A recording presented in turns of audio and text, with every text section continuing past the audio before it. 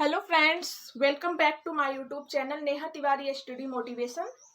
आज का हम लोग का टॉपिक है digestion of food molecules in different human digestive system. Okay ना। कहने का मतलब जो फूड मॉलिक्यूल्स का डाइजेशन होता है वो ह्यूमन डाइजेस्टिव सिस्टम में पार्टिसिपेट होने वाले ऑर्गेन्स में किस फूड मॉलिक्यूल्स का डाइजेशन होता है। आज हम लोग स्टेप वाइज वही अच्छे से क्लियर करेंगे। ठीक है, तो स्टार्ट करते हैं बच्चों। जैसे कि हमने यहाँ पे लिखा हुआ है ऑर्गेन्स नेम, यहाँ में सीरियल वाइज ऑर्गेन्स नेम लिखा हुआ है। एंड यहाँ पे आपके फूड में प्रेजेंट जो इम्पोर्टेंट कंपोनेंट होते हैं जैसे carbohydrate, proteins, lipid and nucleic acid, उसको हमने सीरियल वाइज लिख लिया है। ठीक है ना। तो इस सीक्वेंस में हम लोग देख रहे हैं कौन से ऑर्गेन्स हैं और कौन कौन से फूड के कंपोनेंट उस ऑर्गेन्स में डाइजेस्ट होते हैं। ठीक है, तो स्टार्ट करते हैं बच्चों। सबसे पहले ऑर्गेन्स नेम में आपका है बक्कल कैविटी। अगर हम लोग बक्कल कैविटी की बात करें तो बक्कल कैविटी में आपका कौन से फूड मॉलिक्यूल्स डाइजेस्ट होते हैं, तो यहाँ पे देखो लिखा ना carbohydrate, proteins, lipid and nucleic acid. तो इन चारों में से केवल कार्बोहाइड्रेट का ही डाइजेशन आपके बक्कल कैविटी में होता है। ठीक है ना। तो बक्कल कैविटी में केवल किसका डाइजेशन हो रहा है, कार्बोहाइड्रेट का। Protein no digest, lipid no digest and nucleic acid no digest. तो कहने का मतलब ये है बच्चों कि आपका जो बक्कल कैविटी है, बक्कल कैविटी क्या है बेसिकली, ये आपके दांत और गाल के बीच का जो एरिया है जिसको हम लोग ओरल कैविटी भी कहते हैं। तो इसमें केवल कार्बोहाइड्रेट का ही पाचन होता है, कार्बोहाइड्रेट का ही डाइजेशन होता है। और अदर जो कंपोनेंट है आपके जैसे कि प्रोटीन्स हो गए and lipid and nucleic acid हो गया, इन सब का डाइजेशन नहीं होता है बक्कल कैविटी में। ठीक है, तो ये डाइजेशन कार्बोहाइड्रेट का होता कैसे है। 30% कार्बोहाइड्रेट जो है वो डाइजेस्ट हो जाता है आपके बक्कल कैविटी में। और बक्कल कैविटी में आपको पता है जो हमारे लेक्चर्स को हमेशा स्टेप वाइज सीरियल वाइज अच्छे से कवर कर रहे हैं तो उनको एक एक पॉइंट पता होगा कि हमने जो भी पढ़ाया है आपको अच्छे से शॉर्ट टर्म क्लियर होगा। ठीक है ना। तो देखो बक्कल कैविटी में जो है स्पेशली क्या होता है, स्लाइवरी ग्लैंड्स प्रेजेंट होती हैं और ये स्लाइवरी ग्लैंड्स जो होती है स्लाइवा रिलीज करती हैं और स्लाइवा में म्यूकस प्रेजेंट होता है। यही म्यूकस जो है 30% पार्ट ऑफ द कार्बोहाइड्रेट को डाइजेस्ट होने में हेल्प करते हैं। ठीक है ना। जो कि आपकी स्लाइवरी ग्लैंड्स होती हैं जो कि स्लाइवरी एमाइलेज एंजाइम्स को सिक्रीट करती हैं और ये जो स्लाइवरी एमाइलेज एंजाइम्स हैं यही आपके कार्बोहाइड्रेट को डाइजेस्ट करते हैं। तो इस रिएक्शंस को हम लोग देख लेते हैं। बेसिकली स्टार्च जो है, स्टार्च क्या है, it is a part of carbohydrate, carbohydrate का ही पार्ट है आपका क्या, starch. Starch salivary amylase enzymes की मदद से स्लाइवरी एमाइलेज एंजाइम्स की प्रेजेंस में चेंज हो जाता है माल्टोज। माल्टोज जो कि क्या है आपका डाइसैकेराइड है। ठीक है ना। माल्टोज क्या है, डाइसैकेराइड कार्बोहाइड्रेट्स है।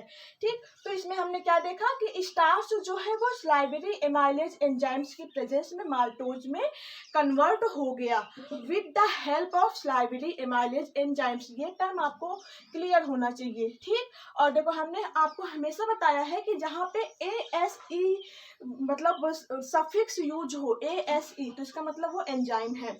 तो स्लाइवरी एमाइलेज क्यों लिखा गया है, क्योंकि स्लाइवा से रिलीज ये एंजाइम है, इसीलिए उसको बोलते हैं salivary amylase enzyme which is help in the digestion of starch, जो कि स्टार्च को डाइजेस्ट होने में हेल्प करता है। एंड स्टार्च जो है वो कन्वर्ट हो जाता है माल्टोज में और माल्टोज आपका डाइसैकेराइड है। ओके, तो ये तो था आपका कार्बोहाइड्रेट का डाइजेशन इन बक्कल कैविटी में। ठीक, अदर जो कंपोनेंट है वो बक्कल कैविटी में डाइजेस्ट नहीं होते हैं। ओके, अब हम लोग इसी सीक्वेंस में आगे बढ़ते हैं बच्चों। बक्कल कैविटी के बाद बात आती है आपके स्टोमक की। ठीक है ना। अब बक्कल कैविटी के बाद डायरेक्टली तो स्टोमक आ नहीं जाता है, तो बक्कल कैविटी में जो भी आपका फूड पार्टिकल्स है उसको स्टोमक तक पहुंचने के लिए एक पैसेज होता है जिसको हम लोग बोलते हैं फूड पाइप या इसको हम लोग बोलते हैं ओसोफेगस। तो ओसोफेगस या फूड पाइप में किसी भी प्रकार के आपके फूड मॉलिक्यूल्स का डाइजेशन नहीं होता है। ये केवल पैसेज प्रोवाइड करते हैं फूड मॉलिक्यूल्स को आगे बढ़ने के लिए। ठीक है ना।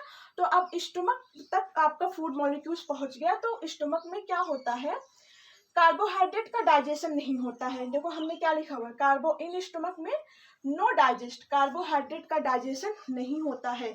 स्टमक में सबसे इंपॉर्टेंट चीज है केवल और केवल डाइजेशन होता है बेटा आपका प्रोटीन्स का। ठीक है, देखो कार्बोहाइड्रेट के नीचे हमने लिखा नो डाइजेस्ट, मतलब यहाँ पे नहीं डाइजेशन होगा।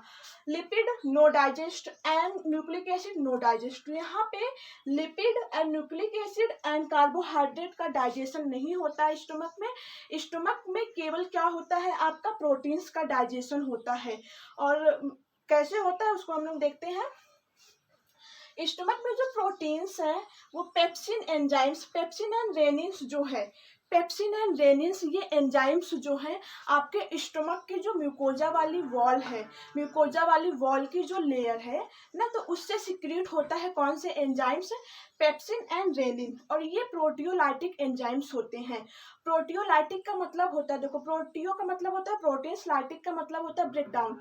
तो प्रोटीन्स को ब्रेक डाउन करने वाले जो एंजाइम्स होते हैं उनको हम लोग कहते हैं प्रोटियोलाइटिक एंजाइम्स।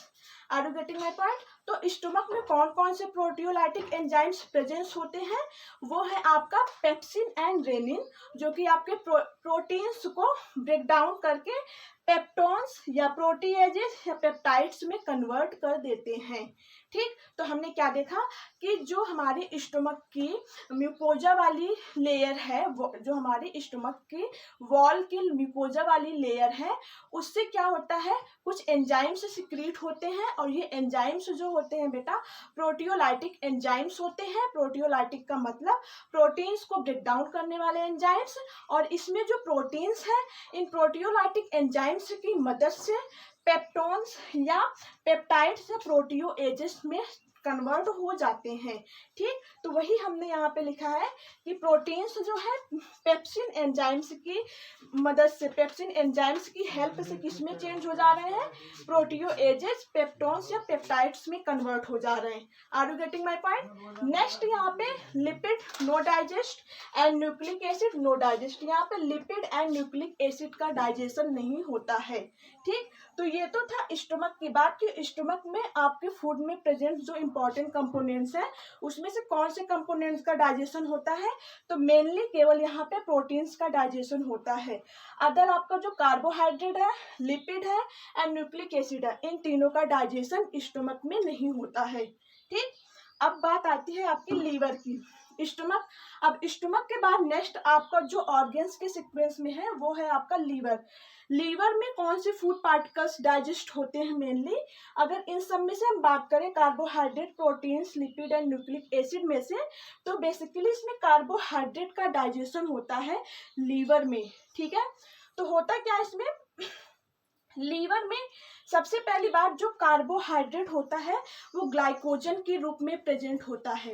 लीवर में जो आपका कार्बोहाइड्रेट होता है वो सबसे मेनली बात है कि ग्लाइकोजन के रूप में प्रेजेंट होता है। And in the rare case जैसे आपके सेल्स एंड टिश्यूज को ग्लूकोज चाहिए, तो ग्लूकोज लेवल को मेंटेन करने के लिए जो यहाँ पे ग्लाइकोजन प्रेजेंट है, और ग्लाइकोजन क्या है, in the form of carbohydrate. ठीक है ना, ये ब्रेक डाउन होके ग्लूकोज में कन्वर्ट हो जाता है।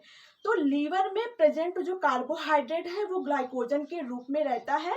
और इन द रेयर केस या इन द कंडीशन, ऐसी कंडीशन आपको आ जाए कि आपके सेल्स एंड टिश्यूज को ग्लूकोज चाहिए बट आपको फूड मॉलिक्यूल्स नहीं मिल पा रहा है, तो उस केस में क्या होता है कि लीवर जो अपने पास ग्लाइकोजन को रखे हुए है उसको ब्रेक डाउन करके ग्लूकोज में चेंज कर देता है। ठीक, तो ये आपका कार्बोहाइड्रेट का डाइजेशन हो गया किसमें, लीवर में।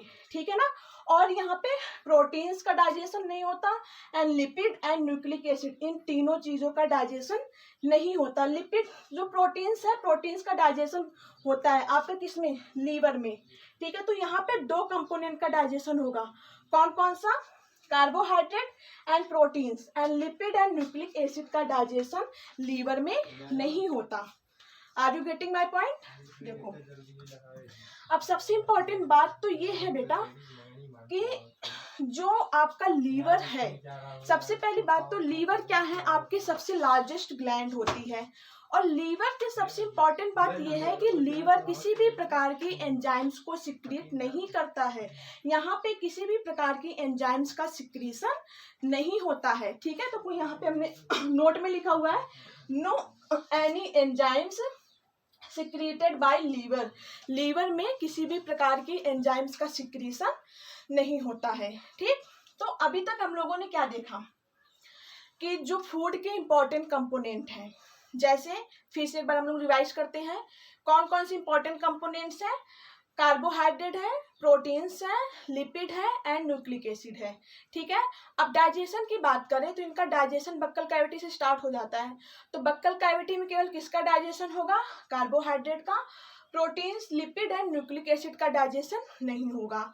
अब आपकी बक्कल कैविटी के बाद पार्ट आता है क्या, स्टोमक। स्टोमक की बात करें बेटा तो स्टोमक में किसका डाइजेशन होता है, कार्बोहाइड्रेट का डाइजेशन स्टोमक में नहीं होगा। यहाँ पे प्रोटीन्स का डाइजेशन होता है।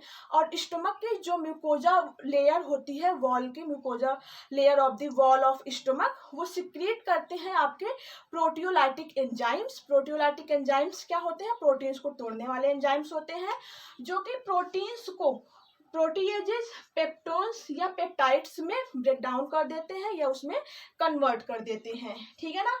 और यहाँ पे लिपिड एंड न्यूक्लिक एसिड, इन सब का डाइजेशन नहीं होगा।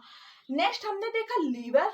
लीवर जो होता है स्पेशली ये आपका, इसमें अगर हम देखें तो कार्बोहाइड्रेट का जो डाइजेशन होता है बेटा, वो क्या होता है कि ग्लाइकोजन, कार्बोहाइड्रेट जो है वो ग्लाइकोजन के रूप में रहता है इन लीवर के अंदर, ठीक है ना। एंड ग्लाइकोजन जो है वो कन्वर्ट हो जाता है किसमें, ग्लूकोज में, ठीक। अब देखो इसमें जो है सबसे इम्पोर्टेंट चीज ये है कि लीवर में किसी भी प्रकार की एंजाइम्स का सिक्रीशन नहीं होता है। अब इसको आप लोग अच्छे से नोट्स कर लो एंड इसी सीक्वेंस में हम लोग आगे बढ़ेंगे। लीवर के बाद अब आपका क्या आता है, इंटेस्टाइनल, मतलब इंटेस्टाइन वाला पार्ट। इंटेस्टाइन में देख लेते हैं कौन कौन से आपके इंपॉर्टेंट कंपोनेंट का डाइजेशन होता है। तो यहाँ तक आप लोग अच्छे से स्क्रीनशॉट लो और कॉपी में नोट्स बनाओ, और जो नोट्स बना रहे हो उसी नोट्स में आप लोग नीचे ही सीक्वेंस में एकदम लिखोगे, एकदम लाइन में, ठीक है। हमारे यहाँ पे स्पेस नहीं था तो इसलिए हम यहाँ तक ही आपको बता रहे हैं। अब आगे की स्लाइड में हम लोग आगे प्रोसीड करेंगे, ठीक। तो अच्छे से आप लोग इसको नोट्स करो।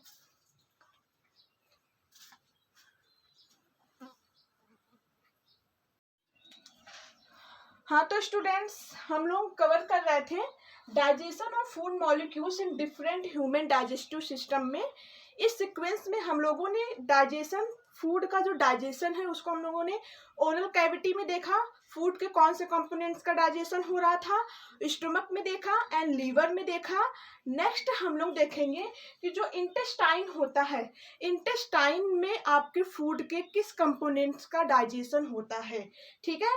तो अगर हम लोग बेटा इंटेस्टाइन की बात करें तो इंटेस्टाइन में small intestine and large intestine, intestine जिसको हम लोग हिंदी में आंत कहते हैं, तो इंटेस्टाइन में ही आपका majority of the digestion food intestine में ही होता है। कहने का मतलब complete digestion and absorption of food intestine में ही होता है। और इंटेस्टाइन जो कि दो होता है आपका, एक स्मॉल इंटेस्टाइन है, एक लार्ज इंटेस्टाइन।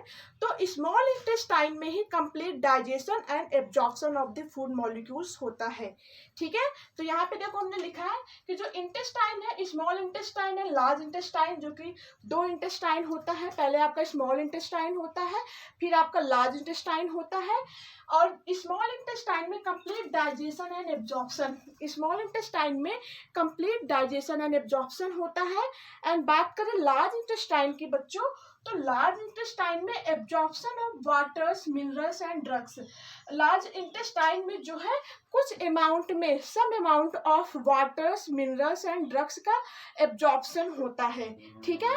तो देखो अगर जो बच्चे हमारे ये जो डाइजेशन सिस्टम वाला पार्ट है, इस चैप्टर्स को अगर आप हमारे हर एक लेक्चर्स को सीरियल वाइज अच्छे से कवर किए होगे, तो हमने आपको डाइजेशन सिस्टम में पार्टिसिपेट होने वाले हर एक ऑर्गेन्स के स्ट्रक्चर, उनका कंपोजिशन, उनका फंक्शन पूरा डिटेल में और पूरा अच्छे से एकदम ट्रिक की सहायता से आपको ये समझ लो एकदम मतलब कि आप कम समय में ज़्यादा इन्फॉर्मेशन गेन कर सकते हो अगर आप हमारी हर एक वीडियोस को अच्छे से कवर करो तो। ठीक है, तो अब यहाँ पे हम बेसिकली बस यही स्टडी करेंगे कि जो हमारा फूड मॉलिक्यूल्स है उसमें जो इम्पोर्टेंट कंपोनेंट्स है वो स्मॉल इंटेस्टाइन में कैसे डाइजेस्ट होते हैं। ठीक, तो हमने क्या देखा कि जो इंटेस्टाइन होता है इसमें large intestine and small intestine, तो स्मॉल इंटेस्टाइन में ही complete digestion and absorption of food होता है। लार्ज इंटेस्टाइन जो होता है, लार्ज इंटेस्टाइन का मेन काम होता है कि some amount of waters and minerals and जो ड्रग्स होते हैं उनको एब्जॉर्ब करने का काम करते हैं। ठीक, वही देखो हमने यहाँ पे लिखा है absorption of water, minerals and drugs जो लार्ज इंटेस्टाइन है, and small intestine complete digestion and absorption जो है वो स्मॉल इंटेस्टाइन में होता है। तो अब स्टार्ट करते हैं अपना कंप्लीट डाइजेशन इन इंटेस्टाइन। कंप्लीट डाइजेशन हो रहा है आपका इंटेस्टाइन में, वो भी इंटेस्टाइन के किस वाले पार्ट में, स्मॉल इंटेस्टाइन में। ठीक, इंटेस्टाइन का दो पार्ट स्मॉल एंड लार्ज, तो कंप्लीट डाइजेशन की प्रोसेस कहाँ पे होती है, स्मॉल इंटेस्टाइन में। ठीक है ना, और इंटेस्टाइन के अगर स्ट्रक्चर की बात करें तो तीन होता है, ड्यूडेनम, जेजुनम एंड इलियम। जो बच्चे हमारे लेक्चर्स को सीरियल वाइज नहीं कवर करेंगे तो उनको समझ में नहीं आएगा, इसलिए आप हमारे हर एक लेक्चर्स को अच्छे से स्टेप वाइज स्टेप कवर करो। ठीक है, नोट्स बनाओ अच्छे से, क्योंकि हमने सारे जितने भी आपके ऑर्गन्स हैं डाइजेस्टिव सिस्टम के, हर एक ऑर्गन्स के बारे में अच्छे से पूरा डिटेल, उनके स्ट्रक्चर, फंक्शन एंड कंपोजिशन के बारे में कवर किया हुआ है। ठीक, देखो सबसे पहले आपका जो फूड में प्रेजेंट इंपॉर्टेंट कंपोनेंट है वो है कार्बोहाइड्रेट। ठीक है, क्या है, कार्बोहाइड्रेट की अगर हम लोग बात करें तो कार्बोहाइड्रेट, अब ये सारा डाइजेशन की जो प्रोसेस है किसमें हो रहा है, इंटेस्टाइन में। लेकिन यहाँ पे आप ध्यान देना, इंटेस्टाइन में डाइजेशन की प्रोसेस हो रही है लेकिन वो इंटेस्टाइन की खुद के सिक्रीशन से नहीं हो रही है।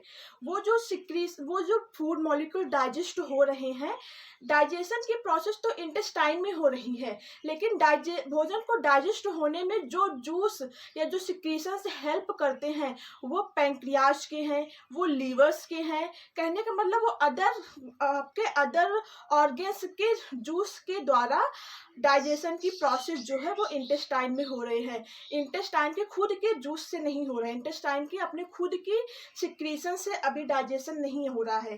ठीक है ना, अभी जो भी हम डाइजेशन पढ़ेंगे।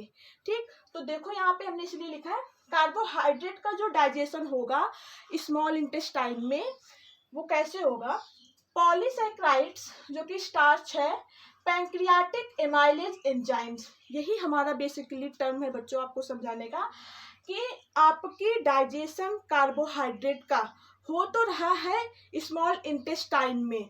ठीक, लेकिन उस कार्बोहाइड्रेट को डाइजेस्ट होने में हेल्प कर रहा है कौन, पैंक्रियाज के द्वारा सिक्रीट किया हुआ जो जूसेस है।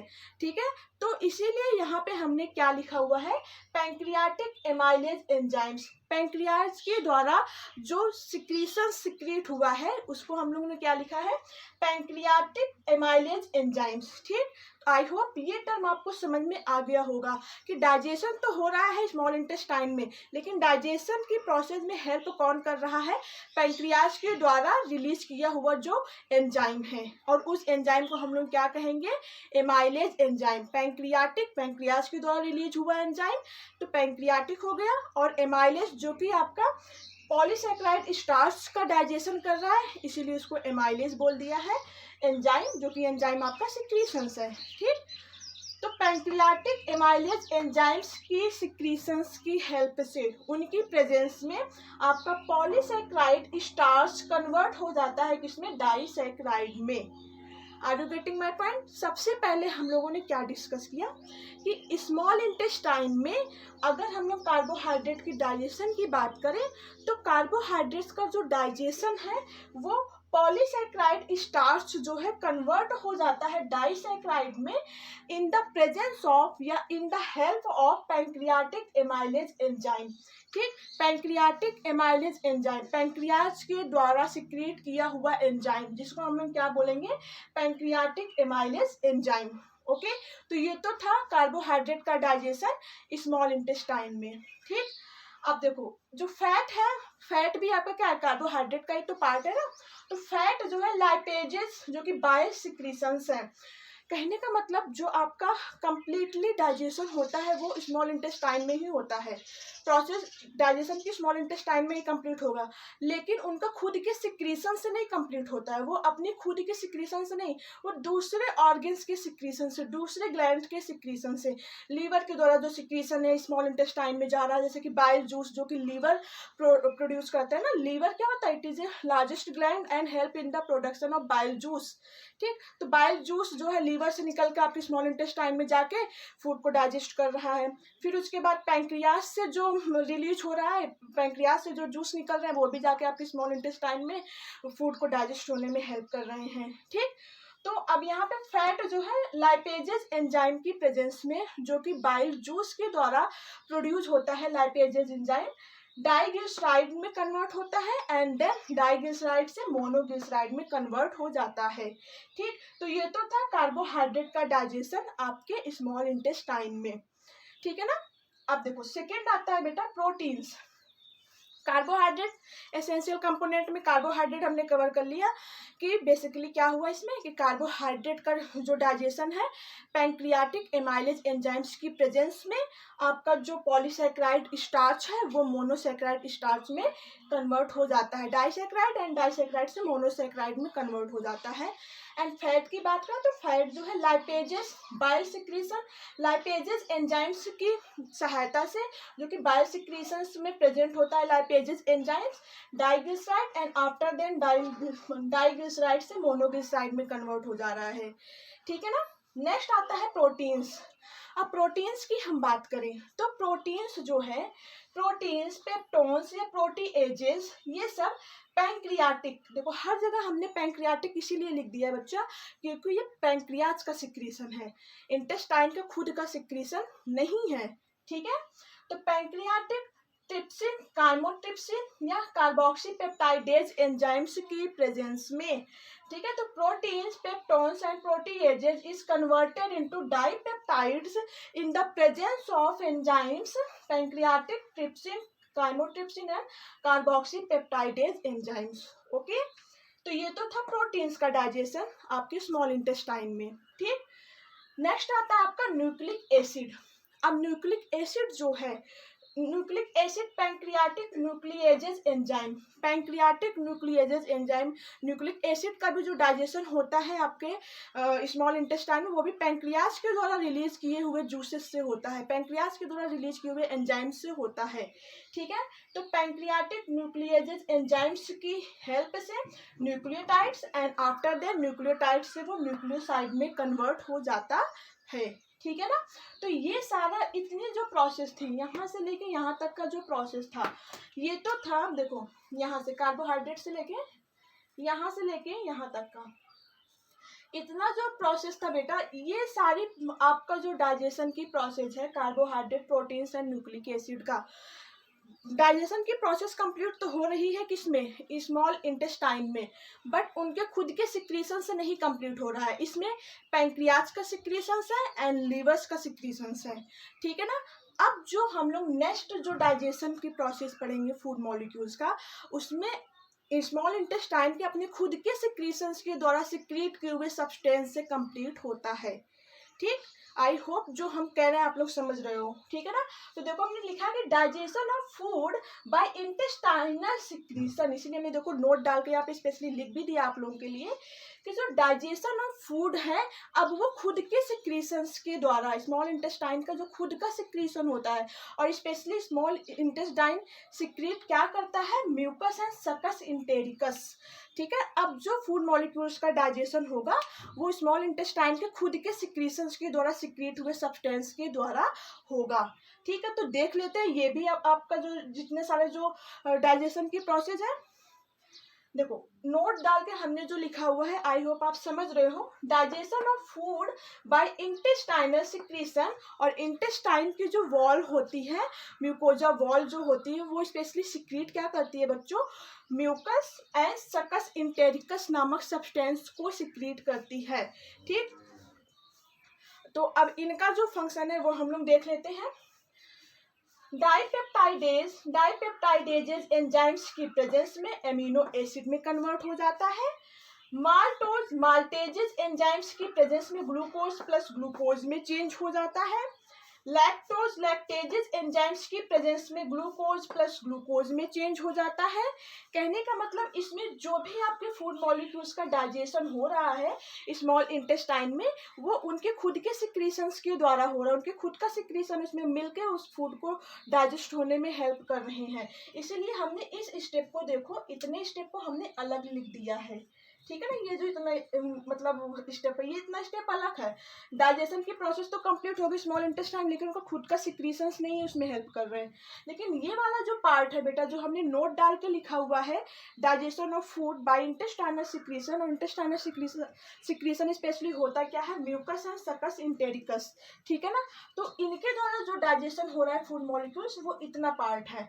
क्या क्या है, फिर से रिवाइज करते हैं। डाइपेप्टाइड्स कन्वर्ट हो जाता है एमिनो एसिड में in the presence of dipeptidases enzyme, ठीक है ना। यहाँ पे एंजाइम्स नहीं लिखा है, लेकिन हमने आपको बार बार बताया है, जहां पे लास्ट में एस, मतलब ये देखो लिखा ना ASES, एजेस वर्ड यूज हो, एजेस सफिक्स वर्ड यूज हो, तो इसका मतलब वो एंजाइम है। तो डाइपेप्टाइड्स को एमिनो एसिड में कन्वर्ट करेगा। माल्टेजेज एंजाइम्स की प्रेजेंस में ग्लूकोज प्लस ग्लूकोज में ब्रेक डाउन हो जाएगा। लैक्टेजेज एंजाइम्स की प्रेजेंस में ग्लूकोज प्लस ग्लूकोज में चेंज होगा। सुक्रेजेज एंजाइम्स की प्रेजेंस में ग्लूकोज प्लस फ्रक्टोज में चेंज होगा। And di and monoglyceride lipases enzymes की प्रेजेंस में फैटी एसिड प्लस ग्लिसरॉल में चेंज हो जाएगा, कन्वर्ट हो जाएगा, ठीक है ना।